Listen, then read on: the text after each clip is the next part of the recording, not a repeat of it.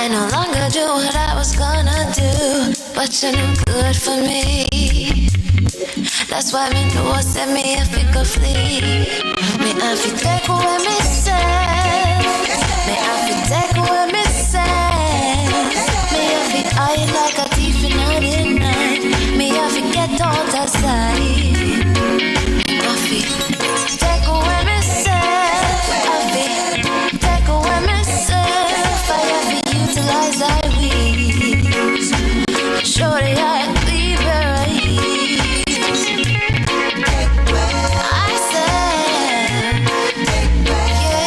Greetings, kings and queens. Welcome to another Real Stuff podcast. Today is Wednesday, and when it's Wednesday, it can either be Caribbean musical legend or featured guest. And today our featured guest is none other. Not hearing you, Franco. And today our featured guest is none other than Miss Marcia Moriah Skervin. And she's going to be joining us in our chat session. So, without any further ado, I'm going to bring in my co-host Flavius this morning.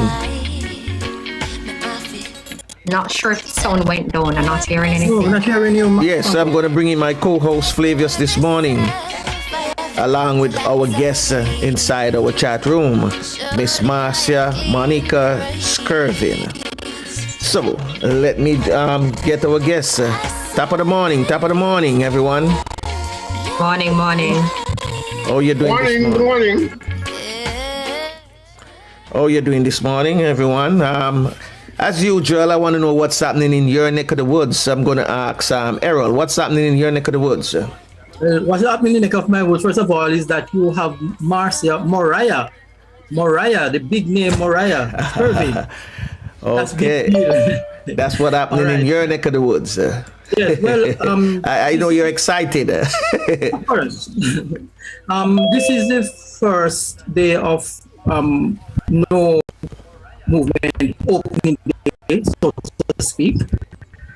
And the sun is shining. We are in St. Catherine, and we are hoping for the best. And the Prime Minister is supposed to preempting flavors. The Prime Minister is supposed to address parties, signals, not from the party itself, from the Prime Minister himself, but from different persons. Some are saying that the measures should continue. Some are saying that the measures are stifling productivity. And so we'll see what comes out of it. But whatever happens, the positivity rating has got, positivity, not rating, was it, Marcia? The positivity, the numbers in terms of what the positivity cases and the increase in deaths and stuff like that. Yes, gone up. Down a little, but not good enough. Not trending as per the amount of lockdowns, eh? Yes, right. That's what I'd say. That sounds serious. Anyway, still. So, Flavius, what's happening in your neck of the woods? Bleaky morning, people are just moving out slowly. I don't see a big rush like the other Wednesdays. I guess people are feeling and hoping that, this was our last Wednesday, first of week. So people are taking it easy because each of these Wednesdays, massive crowds and everybody is rushing. I don't get that kind of feeling this morning. Not yet anyway. You mean you haven't seen that this morning? Not yet, no. Well, the dinero. They want mucho dinero. Courtney, what's happening in your neck of the woods? Oh, yeah. Well, bright and sunny and cool temperatures, Yeah, it's feeling just a good day. Wonderful day. So it's a good day to be in the neighborhood, right? Right. Yeah. Nice day to be out and walking around and bruising, getting some exercise. I hear you, my brother. Your talk on with your neighbors and all of that. Getting your talk on with your neighbors. I hear you. Well, anyway, before I bring in our guest this morning, I want to play a song because this actually it's the rhythm of a song, And it's part of what is actually, I would say, part of what her video is all about this morning. So I've been listening to the album, over the past couple of days, and there are tracks on it that I like, tracks that I love, and rhythms, So I'm just gonna play this, and then we're gonna bring in our guests. I'm gonna use it more likely as an intro. So Errol, I'm gonna ask you to introduce our guest this morning, if you don't mind. All right. I'll give you the cue, okay? Let me check on your bio. No, you don't have to go with the bio. You don't have to go with the bio, man. Just do it out of your head. You don't have to go with the bio. Do it out of your head. Make she deal with the bio, okay? All right then.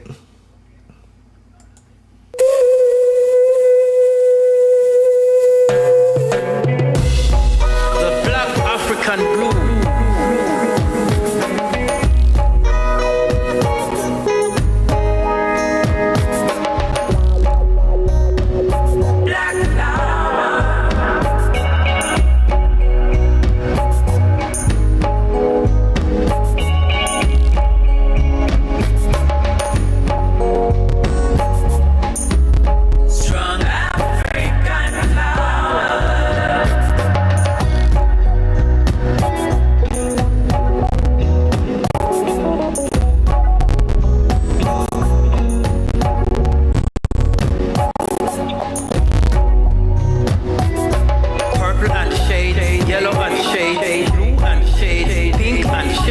Errol, you can go ahead now.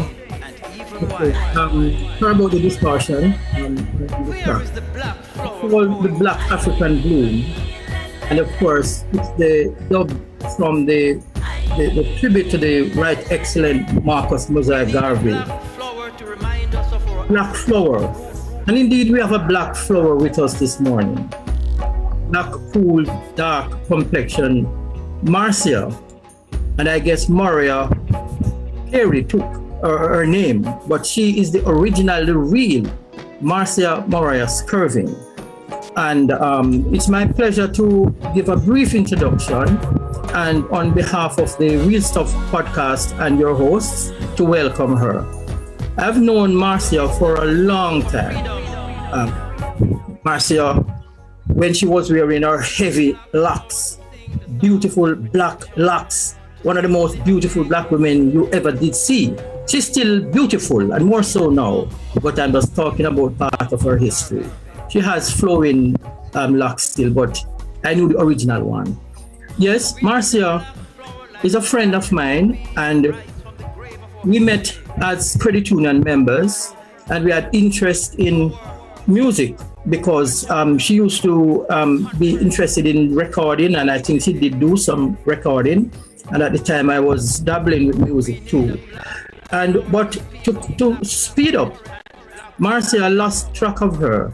And then the next thing I know, she was attacked by the vicious Big C cancer. And she will tell you her struggles. But out of that struggle, she came up with a big concept, broken wings. And I can tell you, her wings are not broken anymore. She's flying high. She's a great motivational speaker. She's an entrepreneur. She is one of the young women that is telling people how they can be debt-free, how they can live a positive life, and she has nuggets. Her book, Broken Wings, I hope will not only inspire women who have had their encounter with cancer, but will inspire men and women, boys and girls. And this will be a great preemptive program as we prepare for Cancer Awareness Month in October. Welcome, Marcia. It's my privilege to welcome you, and blessings on you, my sister. Thank you so much. Thank you so much for having me. Thank you so much for that warm intro. Really appreciate it. I'm so excited to be here. Thank you so much. Wonderful. Welcome.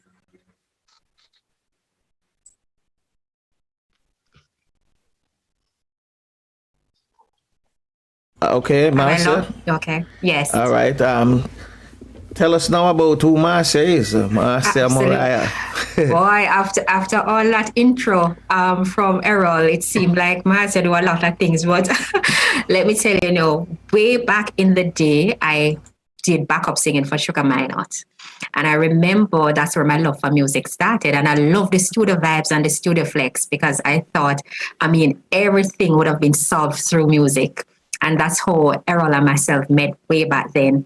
Then I was an avid Rastafarian and in the movement for Black history development and women empowerment and men empowerment because I believe royalty, we're kings and queens.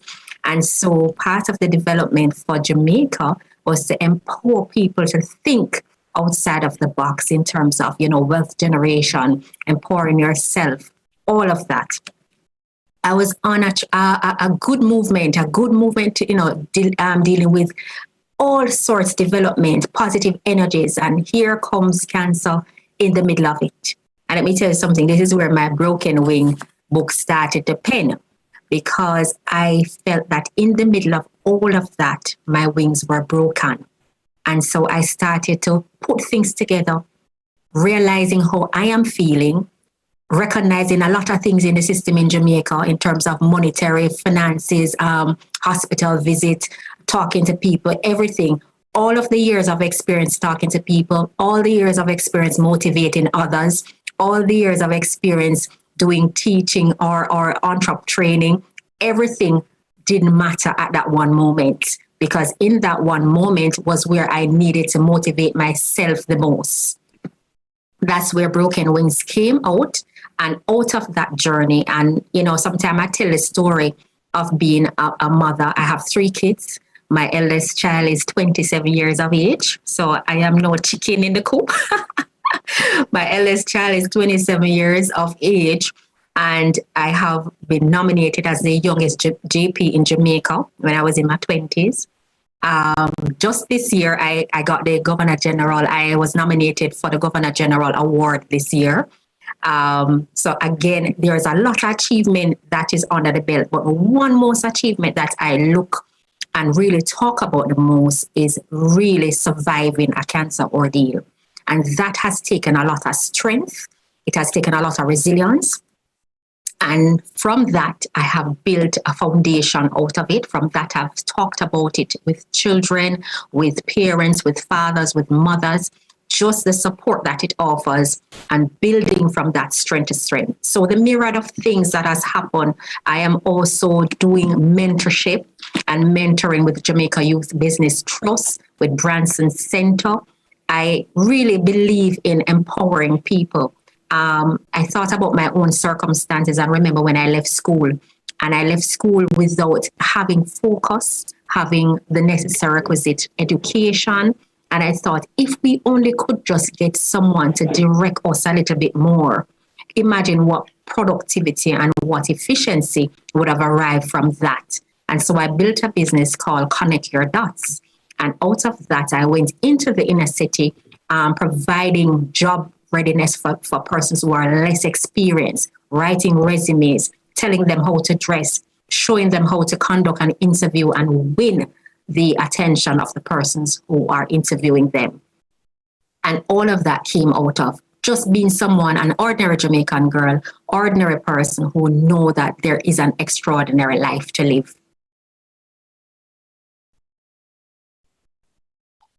Wonderful. Sound wonderful. Yeah, wonderful, yeah. It is what I'm always questioning people who have multi-talent, And one of your talent is that you're also you're a freelance tutor for Spanish. I want to hear more about that. Let me give you a joke about that now. You see, when you grow up poor, and you recognize that multiple of streams of income is the way to go. And I tell people all the time, there was a time when I have no employment and I did greater cakes and I sold those. I printed t-shirt and I sold those because guess what? I have to feed the children. I have to sustain myself. So I'm being real and practical. So I studied Spanish for 4 years with the Institute of Venezuela. And the diploma that I got from that institute is equivalent to a bachelor's. And I remember don't have any work. And at the time I had a 2-year-old daughter.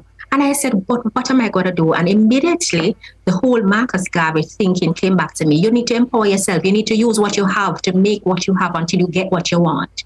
And I started to create tutoring right on my veranda in Washington Gardens. I had tutoring for CXC. I had tutoring for students who were doing, at the time it was CXC. And I had a thriving business going on. And I started little by little. So when sometimes I talk to people and they say, well, I don't have no money to start, or I didn't have this, benefactor. The truth is, we never started with monies in our life because we did not come from rich generations. And that's the truth. But we have a wealth of creativity in us. And that if we just take some time and tap into that energy that we have, we can actually make do with it. So the multi-skilled came about because of poverty. And so I learned to do a lot of things. I remember being a receptionist. I remember doing this. I remember going on this in marketing. I remember doing all of that. And now, as an HR consultant, when I am supervising people, I bring the same thing to it and say, listen, you start as an heart trainee, because I remember that day, but you can end up here because the multi-talented and the multi-skilled, and also be willing to be trained. Be willing to open up yourself to more than what you have to offer, because it takes an extension of yourself to be successful. That's a nugget right there. It takes an extension of yourself to be successful. You cannot be successful if you stay in one place and don't allow yourself to stretch.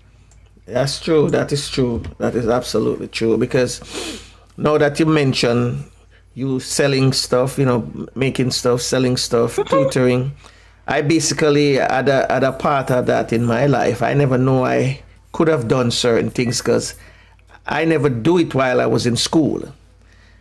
But when you travel, there's a friend who always said to me, your travel experience is one of the greatest experiences you're going to have, because you're going to find things, see stuff that you have never seen, do stuff that you have never done. And if you take that back home with you, it's like you graduated from a university. Absolutely. You understand? Absolutely. Absolutely. So it's that is so true. That is so true. And it's the same goes there. I tell you, there's a day when even the country life that my parents, a lot of people say, boy, country life is.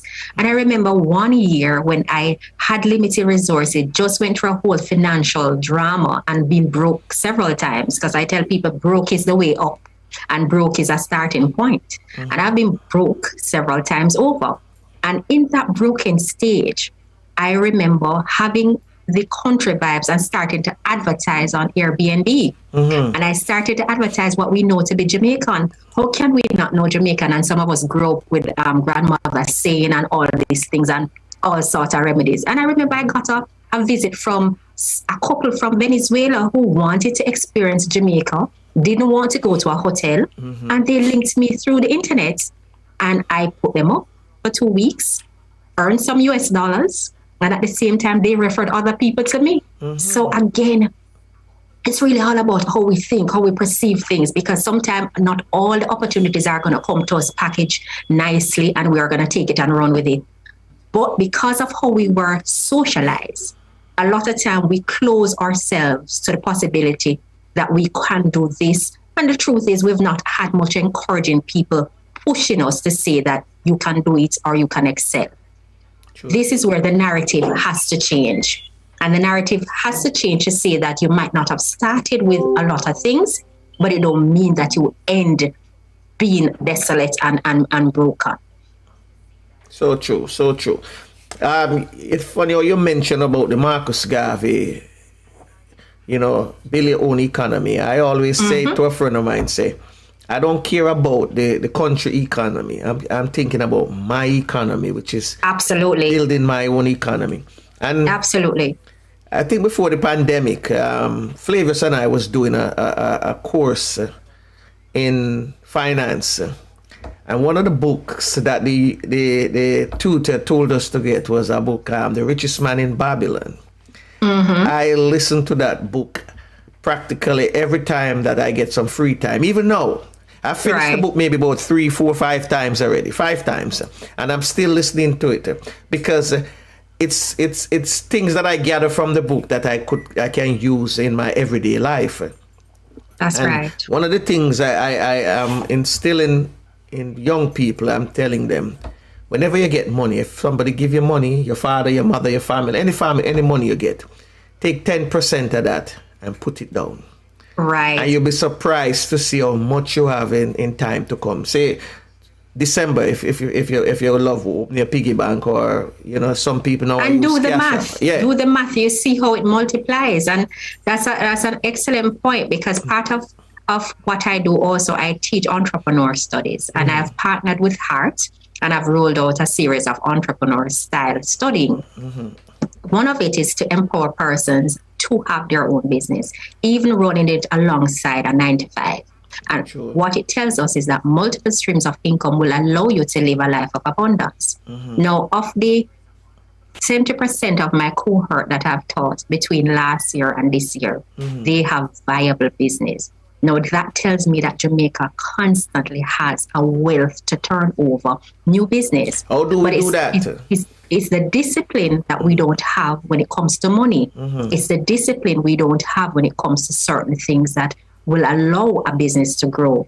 And so what you find fundamentally, which is good, is that we've partnered with ILO to also roll out a different style of entrepreneur training, because Jamaicans are not lacking in creativity. What they're lacking in is discipline about money, discipline about self, and discipline about what their future entails. So they are not goal oriented.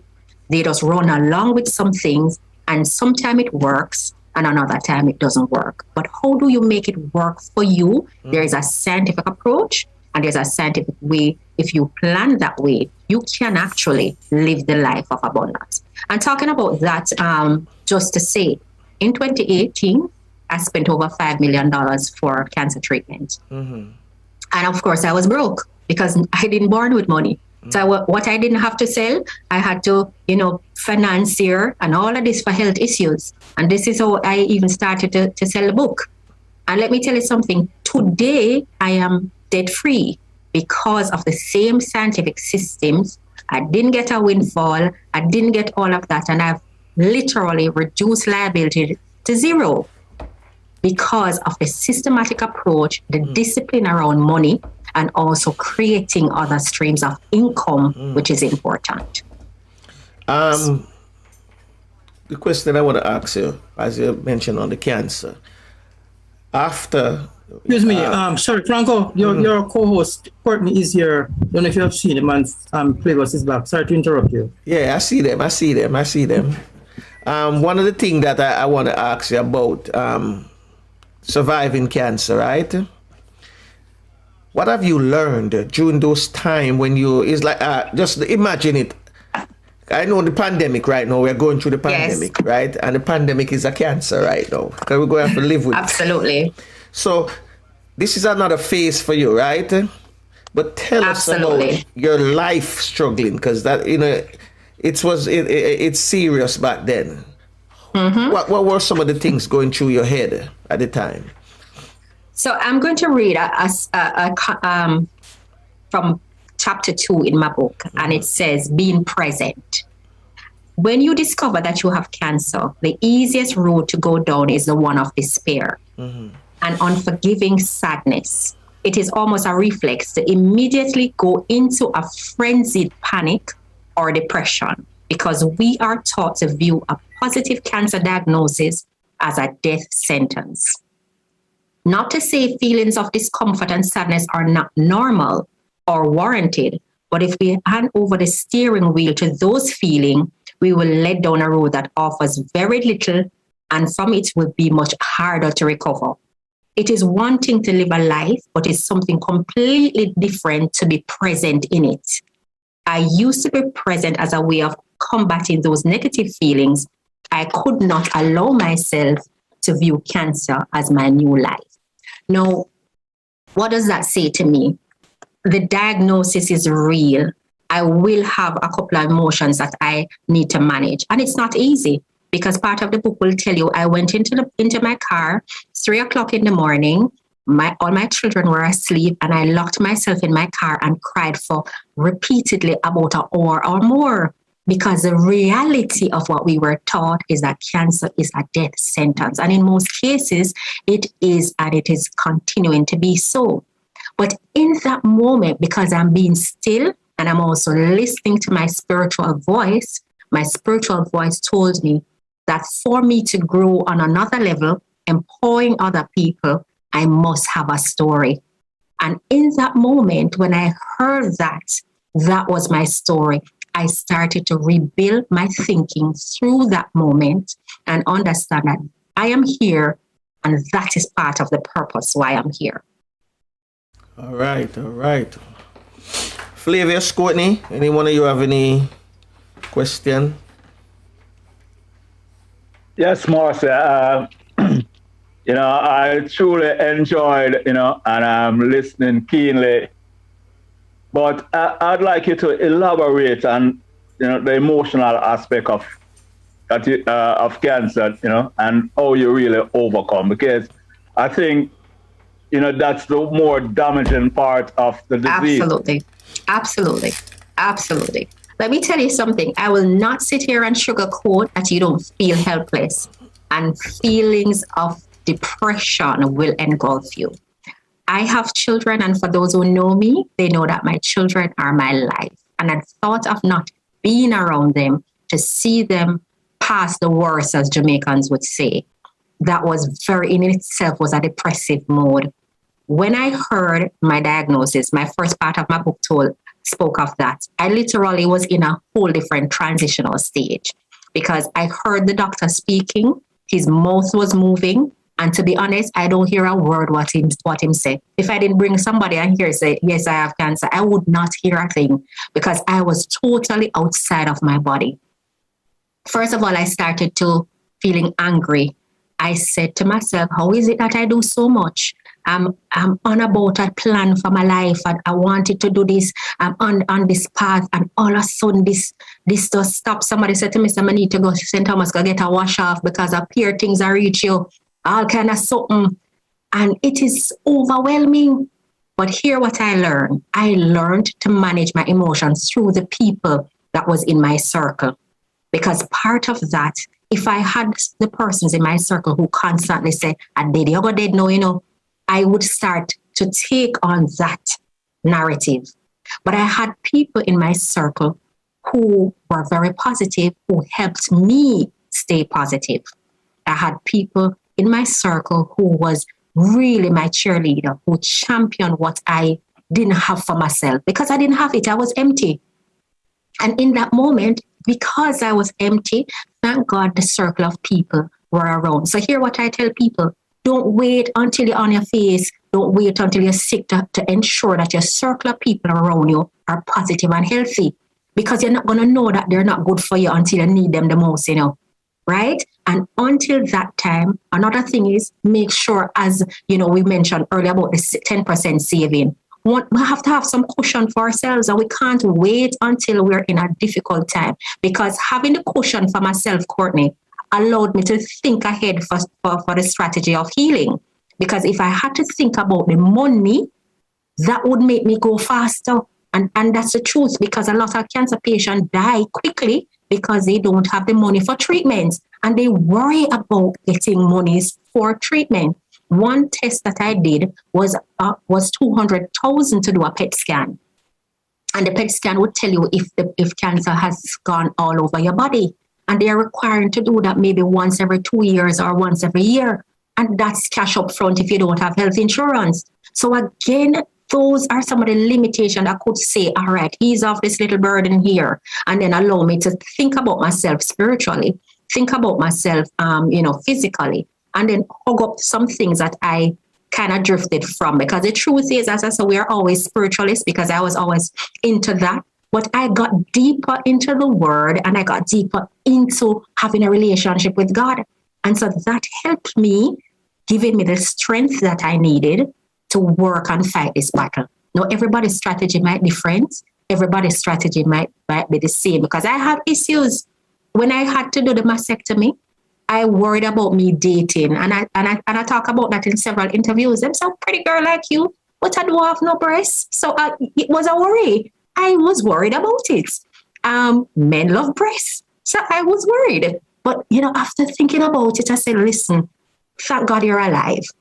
If the right person come, you shouldn't have no issues about that, because you did it to save your life. So a lot of women right now struggling even with self-image, and that's a big thing. Let me ask you. Awesome.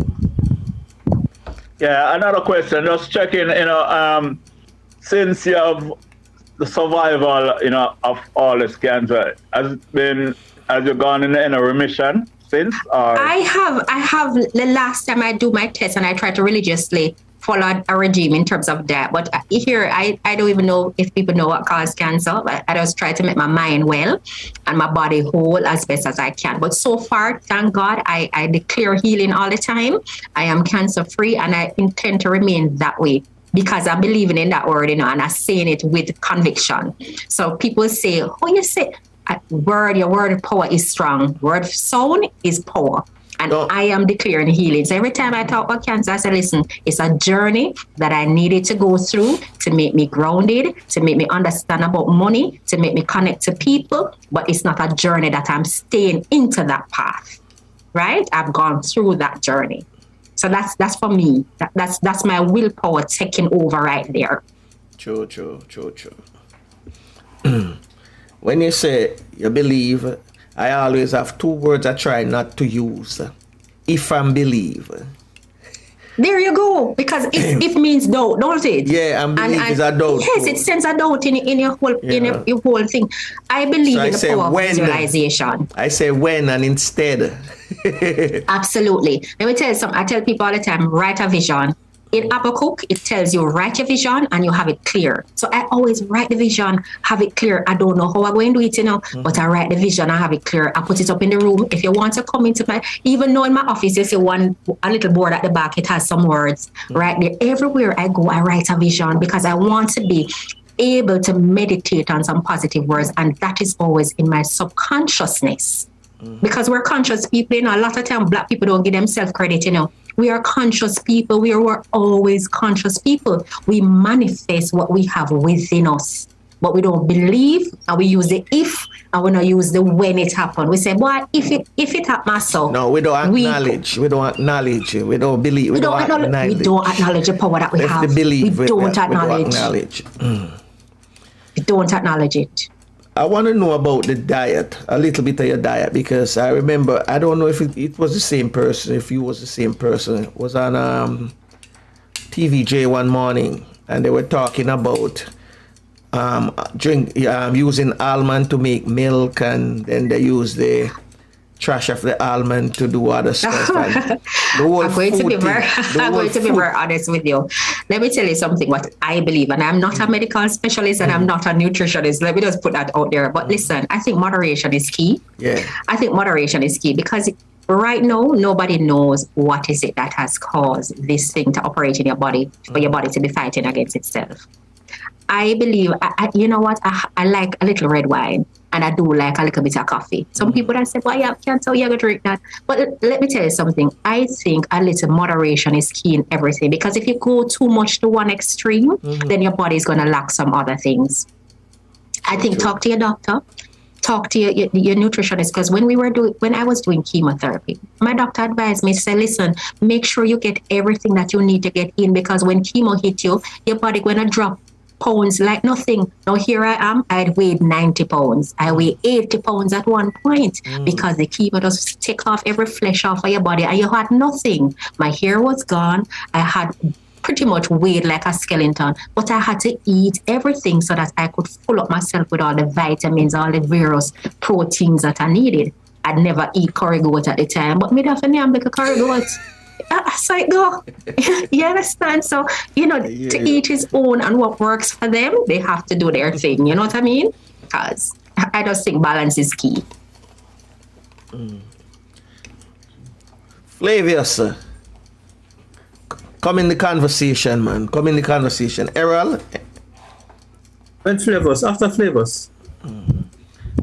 No, I think you should go before him because he's still on mute. So go ahead. Okay. All right. So I am blown away, as to quote Courtney, your co-host, and I've learned a few things that I didn't know about Marcia. And I had the privilege of summing up Marcia's life experience in a poem called A Rift in Your Chest. I don't know if you want me to read it, Marcia. Yes, please go ahead, because that was very emotional. I didn't tell you, but that was very emotional for me. And at that particular time when you wrote that, I was actually going through the body image, acceptance thing. So I didn't tell you. I had a smile on my face, but it was a struggle because I was going through, and I was like, oh my God, Divine sent this poem.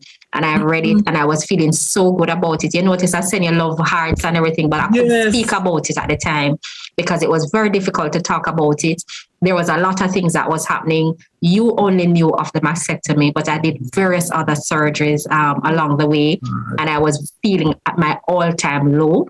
And I got that poem. It really lifted me up. So I really want to say thanks, enough love for that, because you didn't even know what you did at the time. Oh my God. I cry very easily about women and emotional issues, but I'm not going to cry. I read this very slowly for you. Yeah. And I thank God for this podcast. It has given me my voice. I've never read openly except on this podcast. So the Real Stuff podcast, as long as I live and have breath and have life, I will always. Wonderful. Yes, I agree. I agree. Give thanks. It's a joint copyrighted song. Poem. One of these days I'm going to record it with music, Marcia, for you. That sounds good. Yes, thank you. A Rift in Your Chest from Marcia Moriah Skervin, 2019. Out of the blue, with no polite howdy do, it created a rift in your chest, but instead of sinking you in an abyss of stress, it drove you into your destiny, the best. It created a rift in your chest, removed your protrusions of confidence, but instead of breaking your spirit and your steps, it heightened your awareness of divine presence. It created a rift in your chest, undermined your essentials of motherhood, but instead of making you cower in fear and despair, it is mysteriously working for your greater good. It created a rift in your chest, attacked a sacred aspect of your femininity, but instead of cutting your courage, you now rise to empower female humanity. It created a rift in your chest, confronted you with possibly your darkest night, but instead of crumbling in this painful flight, you got up like a warrior, put up one phenomenal woman's fight. Yes, like a wicked stone from an evil sling, it created a rift in your chest to thwart your hopes, giftings, your career, and your offerings.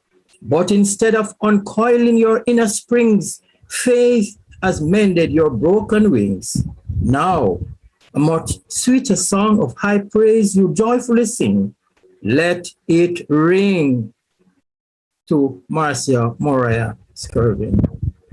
Awesome. Thank you so much. And I trust all of you would have said that is an absolutely wonderful poem. Not just for me, I've shared it. I've actually shared that with my foundation, Broken Wings Foundation. I've shared it with men. I've shared it with women who are going through, and they have found it to be quite refreshing. So it has done the job that it was intended to do. Thank you. As I said, I just feel inspired. I am going to, whether I ask somebody to read it, or share it with as a woman to read it, I am going to record this for you to become part of your branding. Thank you, Real Stuff. Thank you so much. You're welcome. Wow, beautiful, Yeah. wonderful. You're welcome. You're welcome. Awesome. Awesome. Awesome. This is the kind of energy it takes really to it's really in the African sense, it's a village. It takes a village to raise, people. And trust me, in situations like this, I tell people COVID has happened, but in the negativity, we should find some positivity, because this has somehow made us kind of go back into ourselves as people and start looking at our surroundings, start looking at how we react to people, interact with them, or we engage them. Look at some things that we were doing probably not so right in our lives, and we have little time to recalibrate and go back deep. This is an opportunity, multiple streams of income. I can't say that because, of course, I'm always about empowerment through mind and money. So that those go in hand, because a man who is able to sustain his family. This is how sometimes the men are demasculated or emasculated because of the mental and physical and monetary contribution to the home. And so we talk about women being empowered in such a way that they treat men like men are kings. Because a lot of the time we are in a society where we call wrong right and right wrong. And it's not necessarily the way to go. So we have to be continuously, speaking about what we know to be right as a family unit, what we know to be right as how we treat people and how we want to be treated. So those are things that are continuous. Now is the time that we have to constantly review the way how we look at things. I agree with you. I want to know. I want to know more about. Quickly, Franco, because the thought is just fresh in my mind. Go ahead. Marcia, you spoke a lot about visualization and positive vibration. And I just have a feeling that Bob Marley's Rastaman vibration positive just, have some kind of influence over you, Absolutely. Because I keep hearing the song. That's why, I want to make a point quickly, because I see that you're much into vibration and frequencies and, and visualization. And I am absolutely, Courtney. Let me tell you something. My black self was identified when I was very young. So I listened to Francis Welsing. I listened to Malcolm X. I listened to all those tapes. I had a tape recorder. So nowadays they don't have that now because that is obsolete. But I had tons of tape recorder and I would listen to them. I was one of the persons in the black, agenda where I really challenged Parliament of Jamaica to look at Rastafarian children, because my children were locks at the time. And I remember going to Parliament, marching to Parliament to declare that they are entitled under the Constitution to be recognized and go to school. I remember calling 14 schools in Jamaica, and the only school that would have taken them at the time was Heidel Prep. And I have to give them the kudos because I heard all sort of stuff coming out of school. And I said, how can this be? We are putting culture on the map. We are doing all of this. And in Jamaica, our culture is not recognized. And I remember I did a whole campaign and championed that event. I remember meeting with heads of state in my little old self, nobody at the time. And I thought this was something to do because I felt like people should be identifiable to something and they should be held very up high about something that they believe in. My parents weren't Rastafarian, but my parents were actually from the Maroon heritage. So they are from St. Thomas and they are Maroon heritage. And they also instill a certain kind of black awareness in me to say that, listen, you can achieve anything you put your mind to. Once you talk about solidarity, my mom is a vicious person when it comes to us not getting along as siblings. She really goes out and say, listen, she will say, I will write you all out of the will if I don't live good. So she was very adamant about that because she said one of the things that get the black race down is this bad mind, this need to stab people in the back, this need to show up, this need to look down on people. And so from an early age, we don't have those kind of things. No, I can tell you, I have 3 kids and I've sat them down from day one and said, listen guys, one of you make it out alive, all of you make it. It means say you always have to look out for your brother and sister. Make sure that you look out for them. So if you have money, your brother and sister have money, and come together and work together. But as Malcolm X says, nobody taught us how to love each other. Nobody taught us how we were to love ourselves. And so that is where a lot of broken dilemma is. So I do have the vibration, Courtney, because it is really passionate to me. And I see Black people as a sense of gods and princes and princesses who have wealth of potential, but because of their lack of decisiveness, their lack of willingness, and their reluctance to even own what is theirs, they move away from it. You go on TikTok now and see how much people imitate in Jamaican. You just go on TikTok, all kind of race doing it, and they're loving it. Why don't we love ourselves and our culture? Because other people are making millions from it. Yeah, so it's really a passion. I'm talking about that, a little fact. Jamaica is the only place, our only nation that exports a religion to the world. Exactly. Look at that. Look at that. Look at the music. Look at the people. Right now, they're in a battle because we continuously push out sprinters. We ourselves have not even done a dynamics of why we're doing what we're doing. And I tell people, again, when you're born in abstract poverty, your mind develops in such a way that you have to make it. So it's something internally that needs to look at. What is it that makes us a resilient people, that when you lick us constantly and push us down, we continue to rise, as Maya Angelou said. What is the cause of it? We need to look at it, because a lot of people from the ghetto, having brilliant children who are graduating with PhDs, and they have made it out, but we are not highlighting this.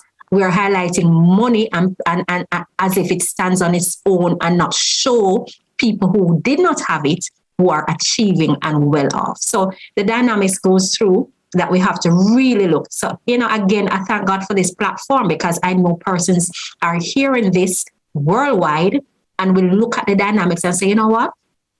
I'm going to mentor a youth today. I'm going to talk to somebody about mentoring a youth, or I'm going to fund a child to go through school, or I'm going to send a tablet for somebody, because I want to make sure this COVID gap don't lick a lot of Jamaican Black men or Jamaican Black women who they have to go sell themselves or sell them flesh to get ahead, because a lot of dynamics are coming. Persons are still without tablet, internet. Let us sponsor somebody for six months with internet connectivity to ensure that child gets the education that they need. So a lot of dynamics have to be looked at and really come with what we call not just words, but show up our best self as people by supporting the cause with action. Yeah, well, a quick correction to our listeners and viewers.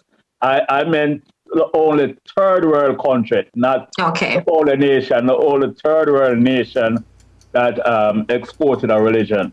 Okay. So I just want to make that corrected. Sorry about that. Okay. Global South. Yeah. Yeah. I wanted to know a little bit about your foundation that you started. Okay. So that people who are listening and viewing and they want to reach you, they know exactly, how to reach. So I started the foundation, and let me just give you a little history back into why I thought this was necessary. So I have a brother who passed from colon cancer in 2011, and both my parents actually passed from cancer. My father prostate and my mother breast.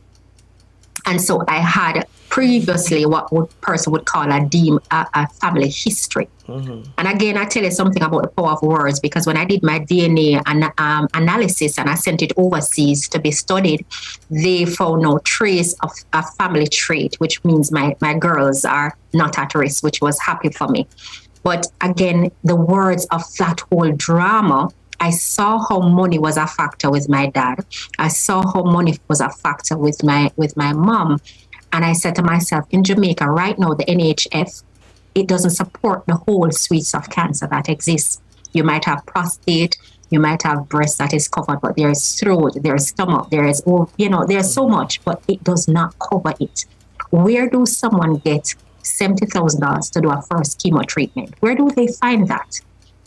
And in that breath, I started the foundation in 2014. Literally, when I was recovering, literally when I saw what plight was, I took my first money, my own injection of money, and started the foundation. I went from hospital to hospital, talking to mothers who were going through. and I gave them care packages, paid for some things out of my own pocket just to keep the foundation afloat, and persons could come to us for counseling. If they want transportation, they could come to us. We would pick them up after a chemo session. Mothers who had children and nobody to cook for them, we would cook a meal. We would buy a meal and drop it off with them so that their child could get something to eat. We would help them with their homework, because when you do chemo, you're tired, you don't have time for the kids. And we would help them with that kind of support. Now, Broken Wings Foundation has really passed the worst, and at a point that we've gotten donation, thank God. We've started to get donations for it. A lot of overseas people have welcomed the whole work that we're doing. You can send us an email at brokenwingsfoundation at gmail.com. You can call 876-351-2718 to be in contact with us. And we continue to do the work, because the truth is, if it's even out of pocket, until we reach a point, we want to be helping even one Jamaican. And that's our motto. One person, one at a time. We recognize that the rate of cancers are high. We don't tell people that we can manage all the patients. But if it's one patient that we have to focus on, then we do what we have to do and manage that one resource until we get more. Franco, if you may allow me to ask her one simple question. Go ahead. Yeah. You still have time. Yeah. Go ahead, yeah. Thank you very much. Marcia, I know that in addition to your entrepreneurial work and, off-camera speeches and addresses, I've seen a couple of your addresses to big functions. Yes. This is one of those, one or two that you felt you had the greatest impact and was really blessed doing that. You know what? My keynote speech to University Hospital, that was a positive one for me, because a lot of those doctors are the one who operated on me. And they're the ones who, when I had the 12-hour surgery, they were there. And when I was called to do a presentation for long-serving award to the hospital, the other day I reposted a video on Instagram, and I got so much feedback, because in a pandemic now, the nurses, doctors, janitors, administrators are going through a lot with us. And that for me was a rewarding thing, because one of the messages that I left with them 3 years ago, before the pandemic, was, in adversity, you must remain loyal. And it was a difficult thing, because how you can remain loyal when things are not running right? And we recognize that Jamaica health system has a lot to be desired. But in that moment, there is a doctor, the nurses, the janitor, the administrators who are showing up positive, showing up their best self, even when things not right.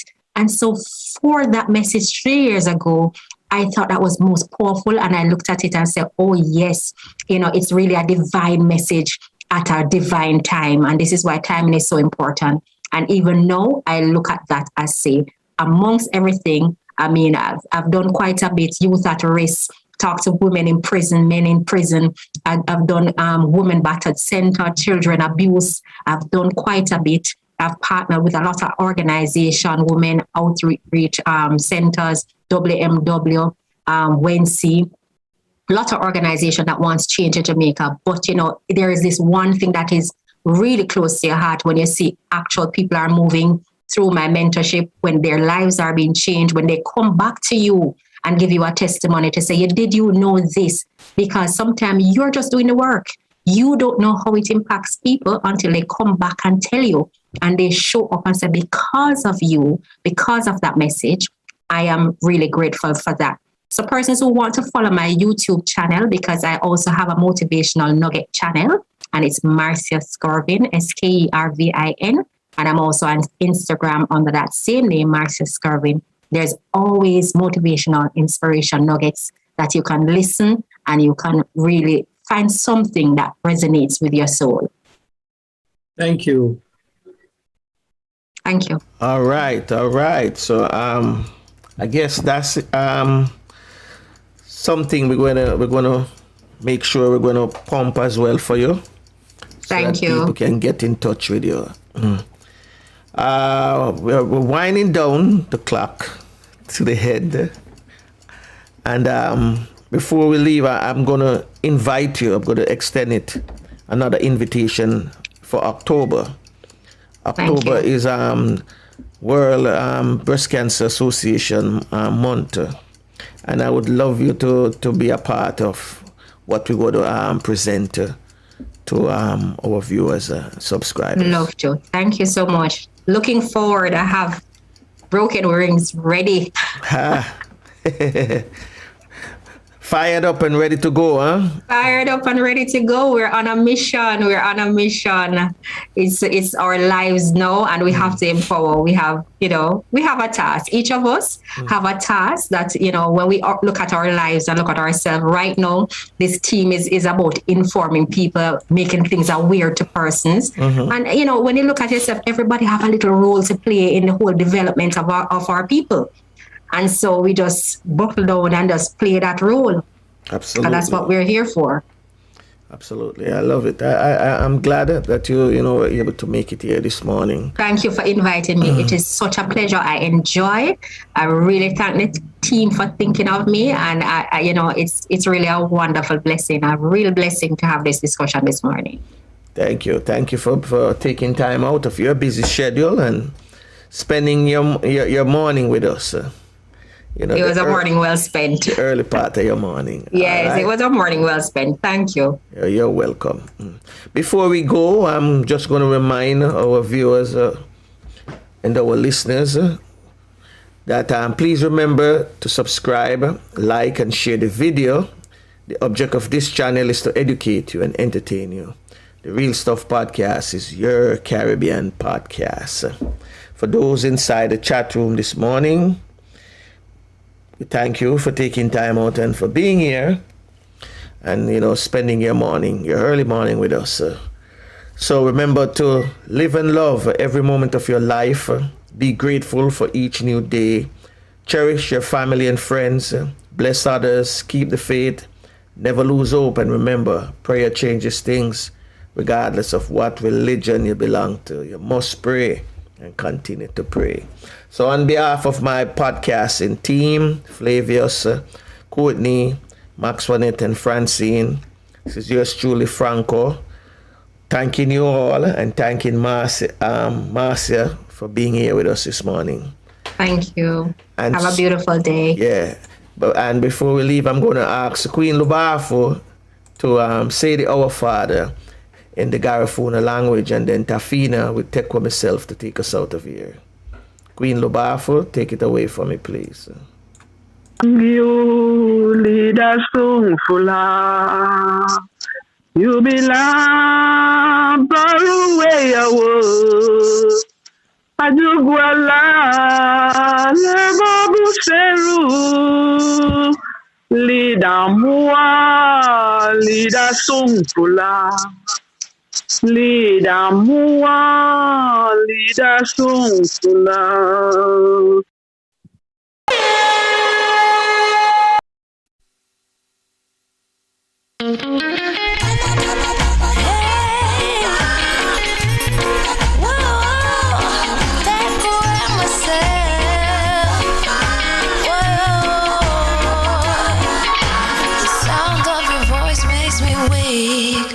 All you gotta do is just speak. One word is enough, and I'm no longer sorrow. I forget what I was trying to say. I no longer do what I was gonna do, but you're no good for me. That's why me know send me if it could flee. Me I fi take away me say. Me I fi take away me say. Me I fi hide like a thief in the night. Me I fi get out of sight. Me I fi take away me say. I fi take away myself. I have to utilize I weeds. Surely I leave her eyes. I said, yeah, I find you very hard to resist. Well, this one is all over, sir. I'm gonna desist.